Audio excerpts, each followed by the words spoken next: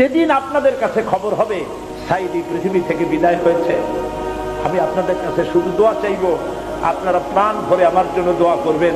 আল্লাহ রাব্বুল আলামিন কিয়ামতে আমাকে যেন ক্ষমা করে দেন, আল্লাহ পাক তার জান্নাতের ভিতরে যেন জায়গা তৈরি করে দেন। আমি শুধু আপনাদের দোয়া চাই।